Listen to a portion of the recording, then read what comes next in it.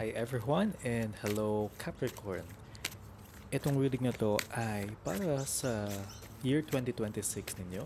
We will look in the energies for the year 2026 and anong mga advice cards ang gustong iparating ng universe. Nawala tayo dito ng saglit but we are back. If you are new here, welcome. Ang goal ng channel na to is to give guidance sourcing the light from the creator with good intentions para may positive energy sa lahat. Please follow or subscribe. Sobrang importante ng inyong suporta para makontinue natin ang readings dito. Your first card is the Lovers and then the Ace of Pentacles. So this is telling me na may mga tema sa buhay mo ngayon na pwedeng hindi siya nagiging balanse, hindi siya nagkakaroon ng um, kaayusan or harmony. Uh, Marami din sa inyo ay may mga choice na kailangan gawin. There is also a chance for you to do new things with other people, with new partnerships. Kung kayo ay I don't know, baka pwedeng posible na kayo ay merong bagong or merong boyfriend or girlfriend na bago lang kayo. It can provide you with opportunities. Anything na partnership may binibigay na opportunities for you because you have the Lovers here and then the Ace of Pentacles. Ace of Pentacles is all about money-making opportunities, meron kang pwedeng business na gawin, meron kang other start uh, ng isang financial thing, no? Para isa siyang bagay na magbibigay sa iyo ng kayamanan.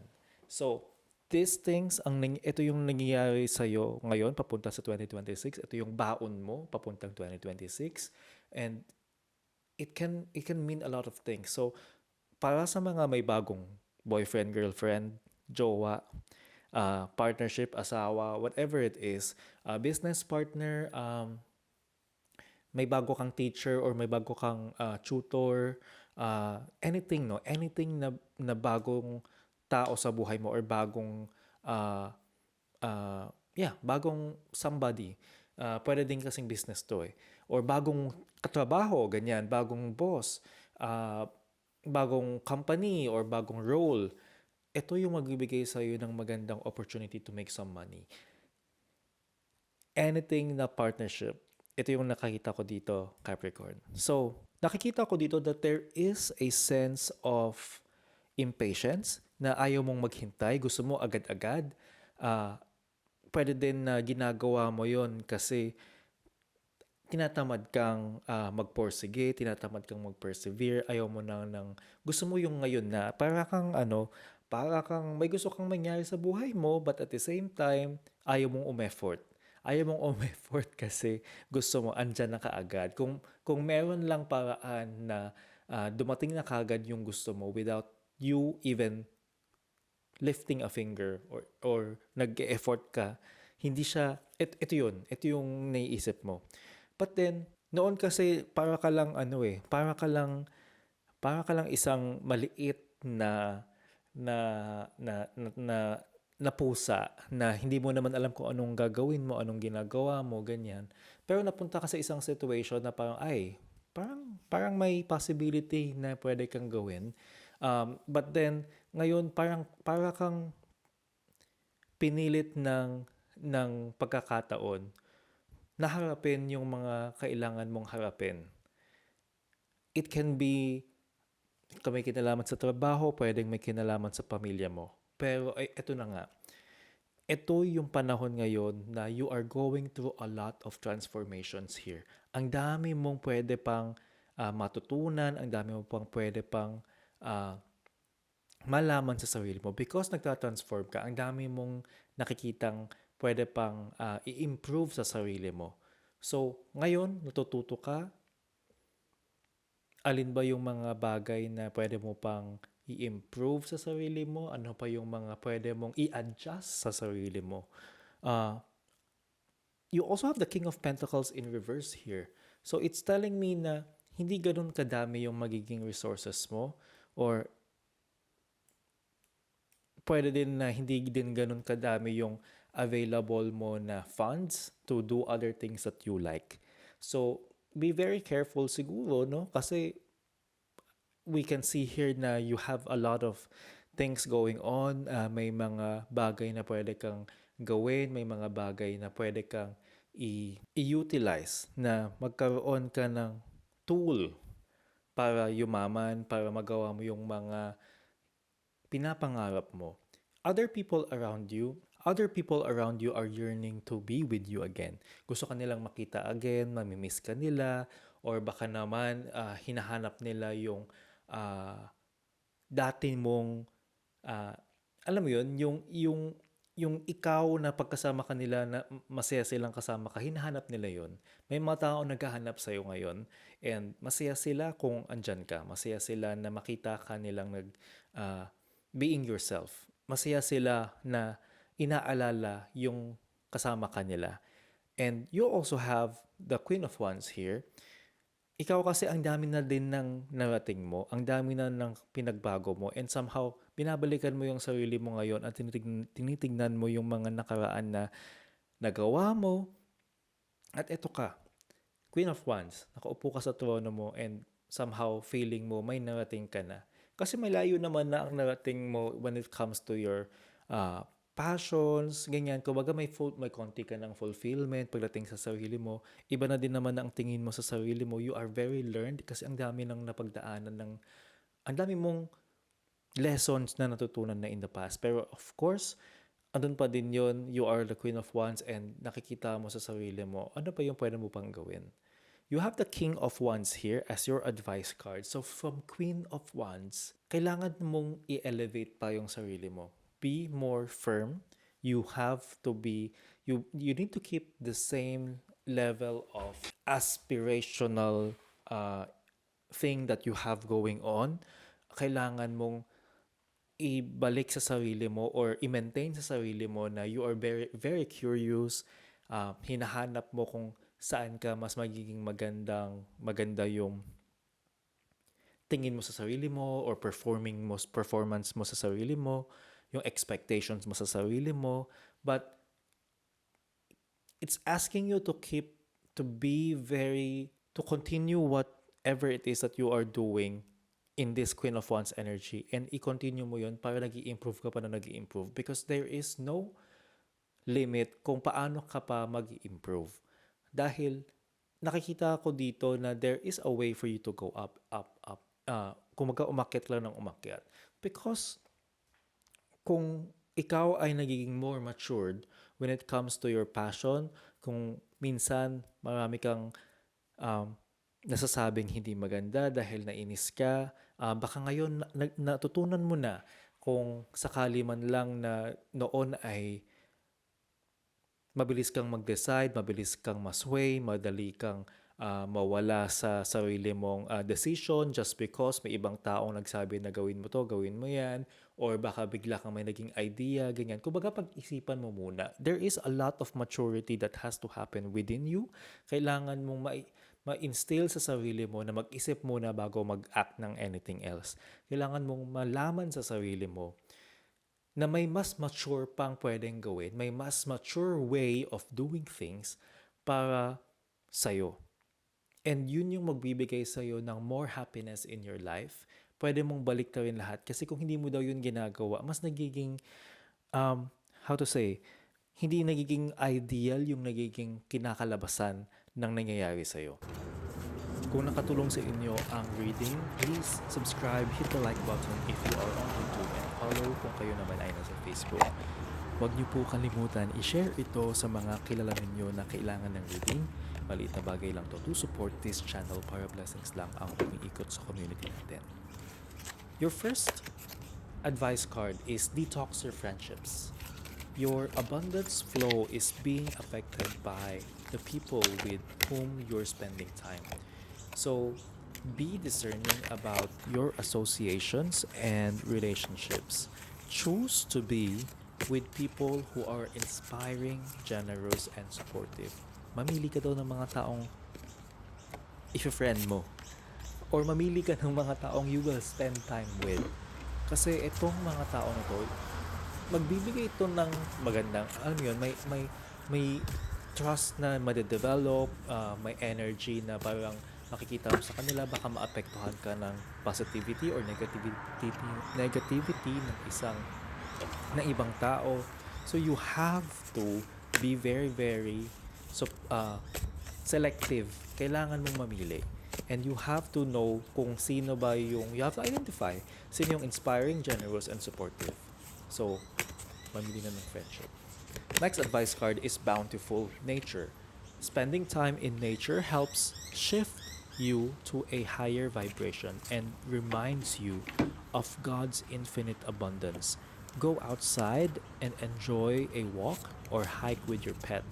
Meditate beneath a tree, garden, or under the stars, or do some other activity to connect with the limitless vastness. Spend some time with nature. So anything, it can be anything. Mas maganda kung meron kang grass, may puno, ganyan. Spend some time to relax and just to appreciate kung ano yung natural wonders ng mundo. Pwede din with your pet, ganyan. Kumbaga, something that will make you relax. Actually, yun lang naman talaga siya. And ito kasi minsan yung magbibigay sa'yo ng higher vibration. Baka yung nature is magbibigay ng support sa'yo because nature also is very, iba din yung vibration ng mga puno, ng plants, ganyan. Next advice card is gratitude. Find just one thing that you feel grateful for right now and let that gratitude pour through your body. It's a healing balm like the warmth of the sun. So, maghanap ka ng mga bagay na magiging grateful ka, hanapin mo yun and you just really be grateful. It can be in the form of a prayer, parang, God, thank you kasi meron akong ganito, ganyan. Yung talagang hinahanap mo ano yung mga dapat mong maging pagpasalamatan. And gawin mo lang yun because para siyang nakakagaan siya ng loob. Parang dahil doon ka sa grateful energy, umaangat yung gumagaan ang pakiramdam. Next advice card is, after ng gratitude, is work. Pero babalikan ko yung gratitude. It's more of, yung gratitude kasi, when you're being in that energy, lumalapit ka sa love. So, next, I'm now available to receive all who can benefit from my works. Use me to relieve suffering on the planet. May all who need me find me. The divine is my complete source for all prosperity and will provide. Maganda din kasi kung ang ginagawa mo ay nakakatulong sa ibang tao and alam mong nakakatulong yun sa ibang tao, lalong-lalo na kung kailangan na kailangan nila yung magiging support mo. Dahil kung nagbibigay ka ng kaginhawaan, kung nagbibigay ka ng tulong sa ibang tao, may prosperity ba yan? Then, alam mo, ibibigyan ka pa ng more blessings. Next advice card is mugwort, rites of passage. Marami kang pinagdadaanan na medyo challenging din, of course. May mga pinagdadaanan ka na medyo hindi siya komportable. Pero kailangan mong pagdaanan yun. Kailangan mong gawin yung mga lessons na yun. May mga matututunan ka doon. So, ganoon lang talaga.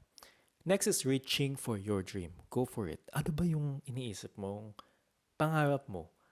Gawin mo lang. Gawin mo lang. But with that is nettle. The next card is nettle. Boundaries and caution.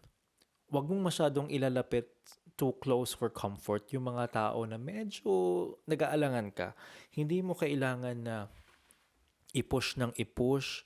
Hindi mo kailangan na ibigay ang lahat, lalo na kung medyo alanganin ka dun sa ibang tao or baka para sa'yo ay hindi ka pa ganun ka-trusting sa taong yon, then be on the safer side. Just maging careful ka.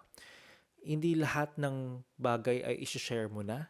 Hindi lahat ng bagay ay pwede mong sabihin. sa lahat ng ginagawa mo, just be very careful. Especially kung meron kang mga kapartner na bago. Lalo na kung hindi mo sila kilala. Or especially kung may dinedate kang bago. So, be very careful. Parang, i-build mo muna yung trust. Tignan mo muna sa sarili mo kung pwede mo bang pagkatiwalaan. Maybe you can be in good terms. Maybe you can be in a space wherein beneficial naman lahat, but you don't have to give everything. Ayun. So I think gets ko na yun. Next advice card is green. Compassion, love, and cultivation.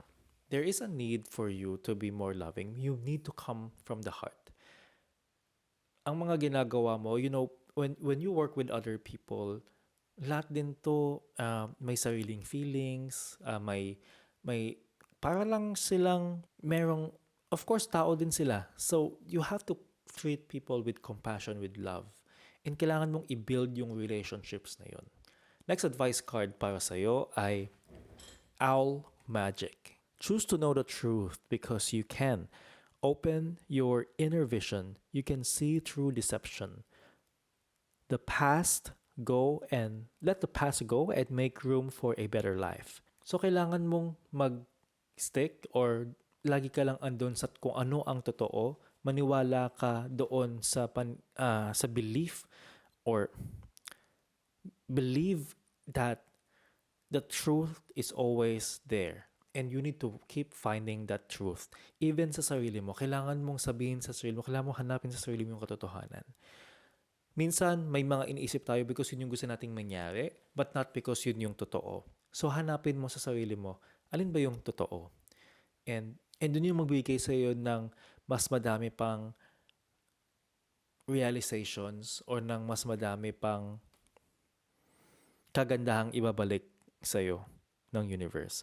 Next advice card is Peacock, Vibrancy. You were born to shine and inspire.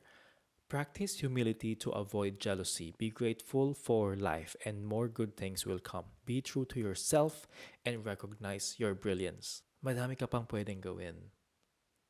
And sinasabi dito na kung gusto mo pang maabot yung mga iba pang possible na pwede sa'yo, you should avoid being jealous and be grateful instead.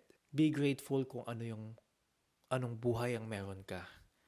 Kahit gaano man ito kaliit, kahit gaano man siya kalaki, be very grateful. You have to have that gratefulness in you. Kung kayang magkaroon ng grateful emotion, magkaroon ka muna ng humility sa sarili mo. Magpakumbaba ka kung ikaw ay napupuri minsan ganyan, parang hindi mo kailangan iangat ng iangat yung sarili mo. Hindi mo kailangan maging proud, but you can be saying, oh yeah, buti nga ganito. Oo, ganito nga yung nangyari or ito yung naabot ko because of thanks kay ganito, ganyan. Alam mo yon, you have to go back to being down to earth. So yan ang forecast ninyo. Subscribe on YouTube and follow Hulu Juan on Facebook para may aabangan kang forecast for your sign. Always remember, sa lahat ng gagawin mong desisyon, dapat mabuti ang iyong intention. See you sa next reading.